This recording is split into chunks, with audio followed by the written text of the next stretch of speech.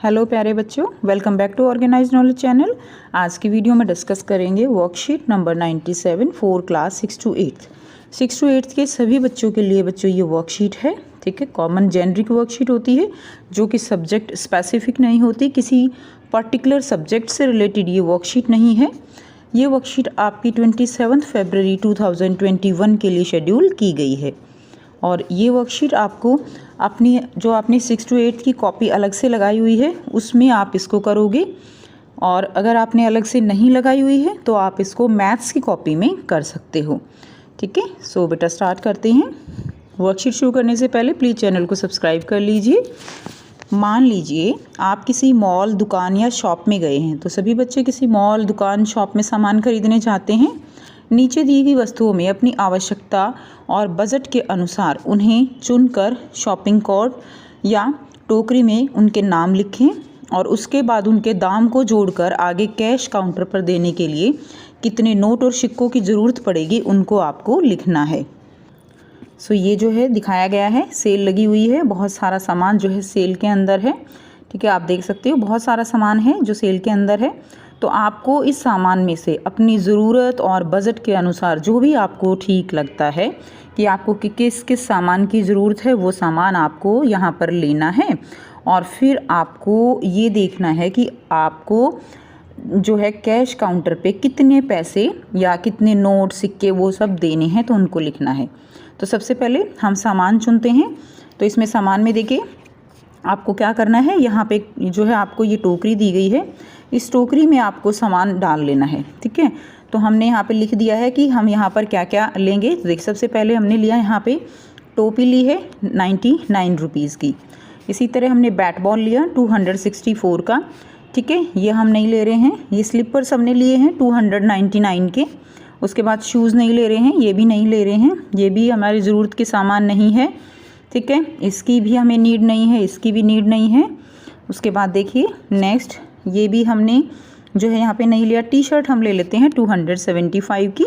अब अपने अकॉर्डिंग बेटा जो भी आपको अच्छा लगे वो आप ले लीजिए। ठीक है, तो ये भी हमने नहीं लिया।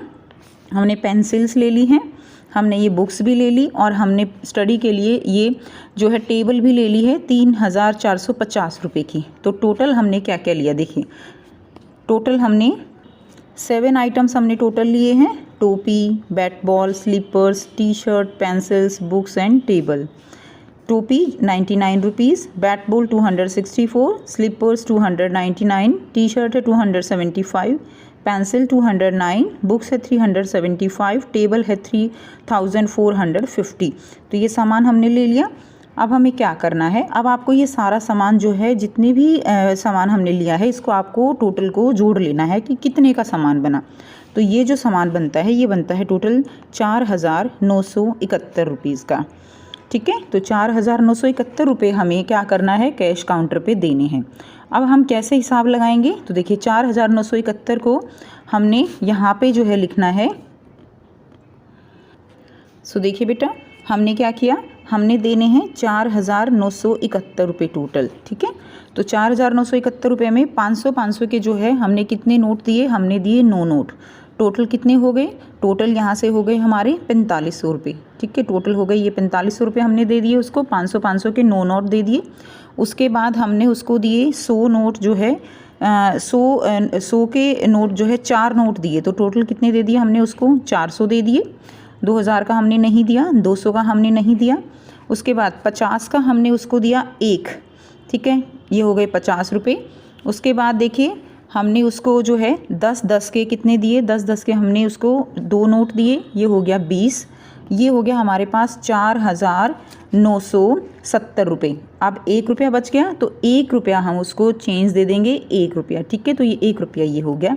तो टोटल हमने उसको कितने दिया, आप नीचे लिख दोगे 4971 रुपये हमने उसको टोटल दे दिया। आप ये भी कर सकते थे कि आप उसको 5000 का दो और वो आपको 29 रुपीज़ वापस दे दे, लेकिन देखिए हमें बिल्कुल एकदम सेपरेट ऐसे टेबल करके दिखाना है, तो हमें ऐसे ही लिखना है। ठीक है, आप सारे 500 के जो है ऐसे नहीं दिखाओगे, आप ऐसे ही दिखाओगे, यही इसका बेस्ट जो है वे है लिखने का। तो इस तरह से आपको लिखना है और यहाँ पे आपको अपना सामान भी लिखना है।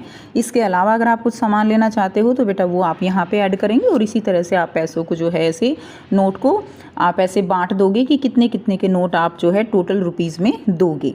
अब यहाँ पे नीचे दिया गया है, देखिए नीचे दिया गया है आपने वस्तुओं या सामान को क्यों खरीदा, इसका कारण भी लिखिए। तो ये सामान हमने अपनी ज़रूरत और बजट के अनुसार ख़रीदा है, तो आपको कारण लिखना है ना। तो हमने अपनी ज़रूरत को भी देखा और साथ में देखिए जब भी हम सामान खरीदते हैं तो हम अपना बजट भी देखते हैं, तो यही इसका उत्तर लिख देंगे कि ये सामान हमने अपनी ज़रूरत और बजट के अनुसार ख़रीदा है। तो और इस तरह से आप बास्केट में आप जो सामान लोगे वो सामान आपको यहाँ पे दिखाना है। तो ये हो गई थी बच्चों आपकी आज की वर्कशीट फॉर क्लास 6 to 8 और आई होप सभी बच्चों को वर्कशीट क्लियर है। कोई डाउट है कमेंट सेक्शन में कमेंट करके पूछ सकते हो। वीडियो अच्छी लगी तो लाइक कीजिए, शेयर कीजिए और चैनल को सब्सक्राइब कीजिए। Thanks for watching students, have a nice day.